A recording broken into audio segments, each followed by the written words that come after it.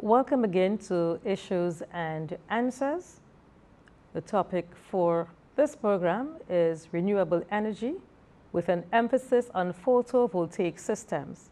Joining me is Ms. Kerne Antoine, Energy Specialist at the National Utilities Regulatory Commission, or the NURC. Thanks for being part of the program, Ms. Antoine. Thank you. Let us start off by you explaining your role at the NURC.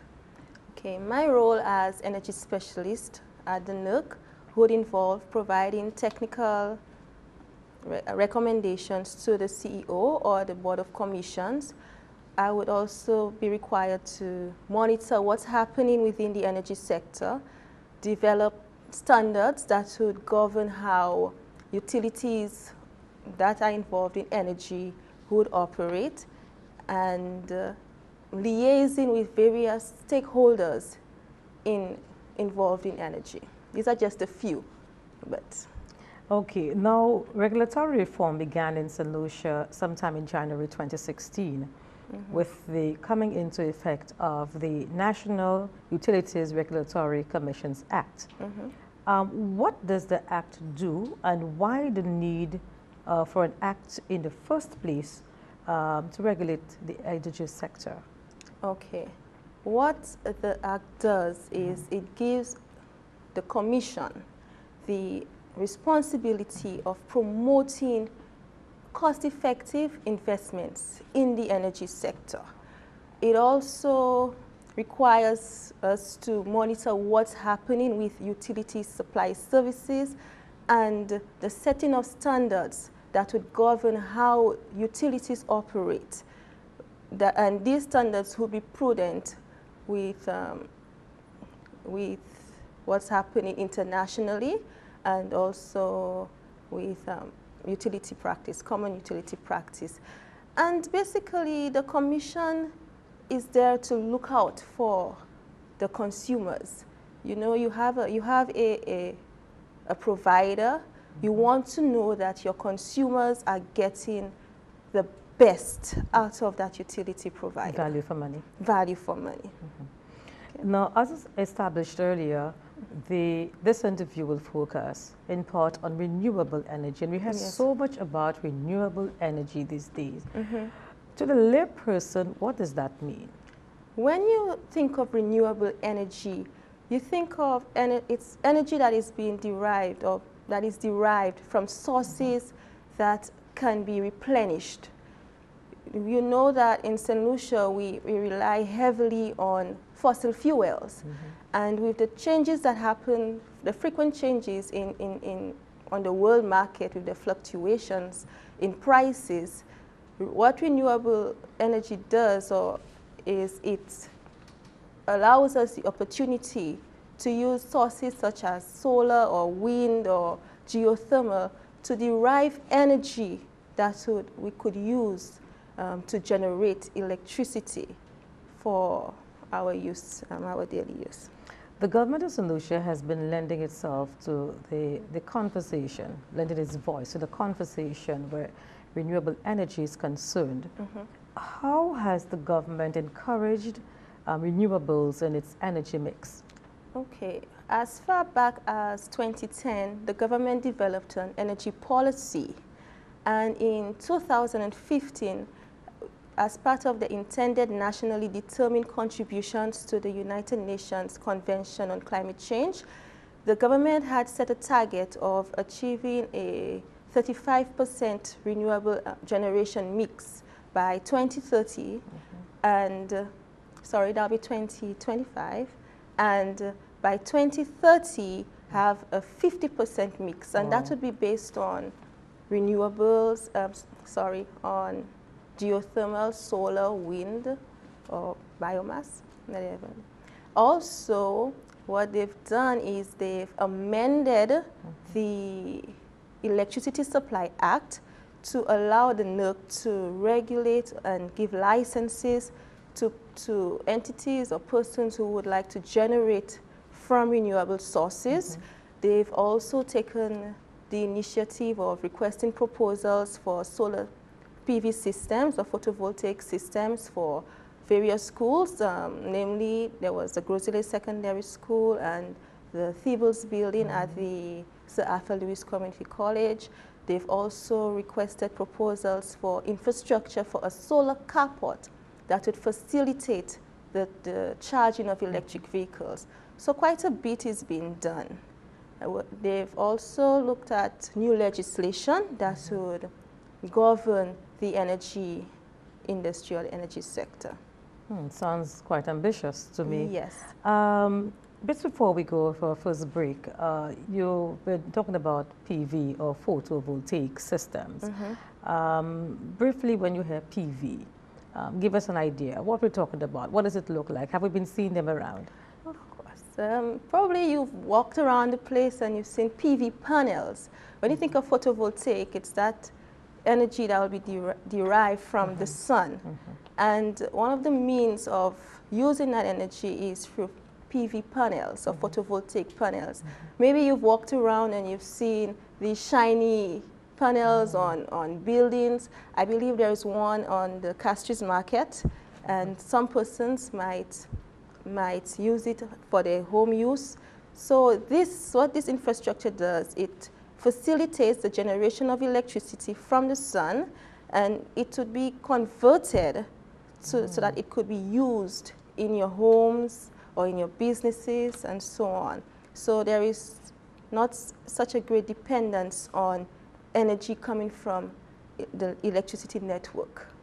So is this something that requires some specialized skills?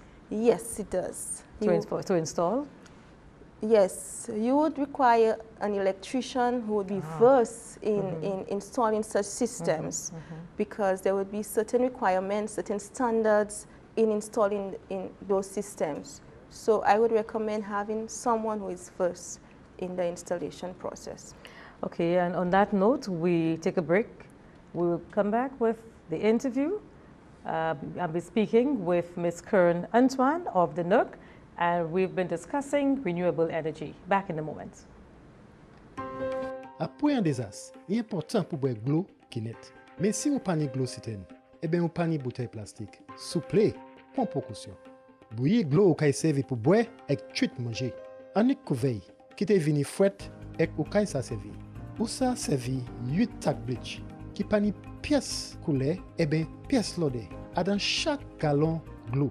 8 mains et quitter pour approcher 30 minutes. Bien fait main et pas quitter pour plus qui 1 semaine. Aussi, faire siwi ou laver conteneur ou caille servi et puis l'eau chaude et savon.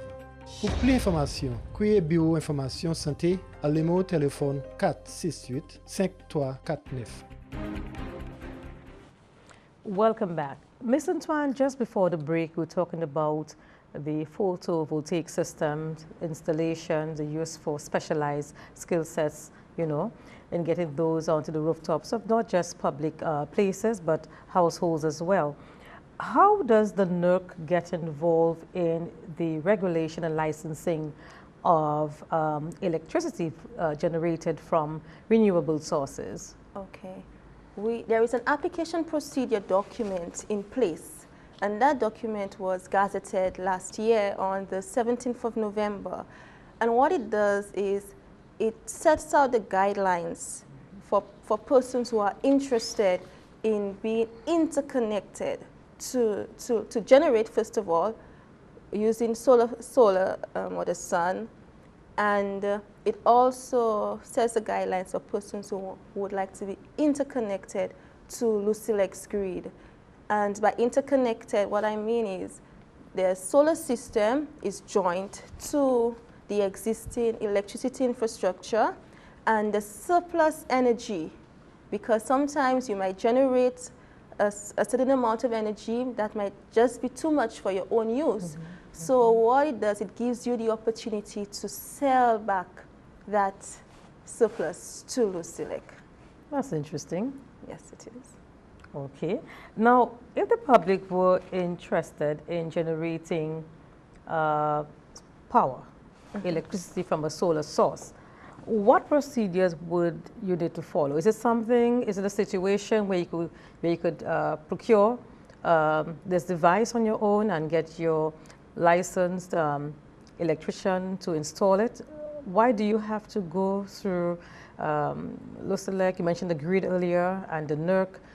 How does that happen? Okay.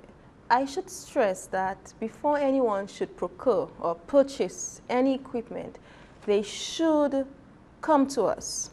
Usually they would have an idea, or probably an installer might have an idea of what type of system they would like to provide to a client. So what we say to them is, you get all the requisite information for that system. You provide us with your details, your particulars. If you're a business owner, we would require that you give us your certificate of incorporation to show that you are a business owner, a copy of your electricity bill, a land register. That is important because, as we know, Lucilec would not, even for a normal electricity connection, they would not connect you without that piece of document. You would also be required to provide us with a schematic of that system. And the reason for this is when you provide us with the details, we in turn would be able to pass on this information to Lucilec, who would review that information, because they, being the owner of the grid, would have to ensure that whatever that is going to be connected would have to meet safety standards. This is very important because we're talking about people's lives, and also the technical standards that would allow that piece of equipment to function without any hiccups. So these are just a few of the steps. They would also be required to pay a fee. We would have to process that application, and it's a small fee of $50, non-VAT. And after we process it in-house. Normally I would process the applications to make sure that whatever is presented on the form is complete and correct, and furnish it to Lucilec. After Lucilec has done the necessary checks, then they would reply to us to say that, okay, your PV system has met the technical requirements for connection, and we in turn would provide the applicant with a permit. Now, after that permit has been issued, the applicant has a 6-month period in which they should erect the system. In cases where they might need DCA approval, get that approval. They would also be required to get a certificate of inspection from the electrical department, because then the reason it's an electrical system, it would have to be inspected to make sure that it's safe, and they would then enter into what you call an interconnection agreement with Lucilec after they've got all of the information. Approach Lucilec for interconnection. At the point of interconnection or not, they would have to pay a processing fee. They would also have to pay a testing fee, because Lucilec would have to test the system. And they sign off, providing that all the P's and Q's are in place, sign off on the agreement, and they're all set. So now they're in a position to either to cut back on the energy usage, or because energy that would come from fossil fuels, and also in a position to sell whatever it is that they're not using. So it's a win-win situation when you look at it. Well, in my view, this sounds quite exhaustive, but as you said, people's lives are at stake, and so you have to ensure that all the I's are dotted and the T's are crossed.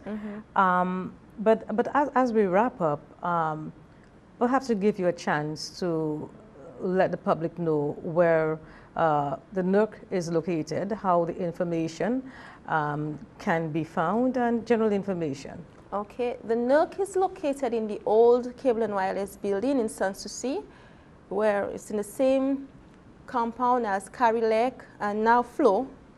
We can be contacted at telephone number 456-0790 or via our Facebook page. And very soon we will have our web page in place where persons can contact us. We're always open to the public for questions, comments, suggestions, whatever it is that would facilitate the process of meeting our renewable energy target. Okay, well, we want to thank you, Ms. Antoine, for being our guest today. I think it's a very interesting topic, and I'm sure we will have you again some other time. Well, this has been Issues and Answers. My guest has been Ms. Kerne Antoine, Energy Specialist at the NURC. It was a pleasure being here, and of course we look forward for continued discussion on renewable energy in St. Lucia. Thanks for watching. Yeah. Thank you.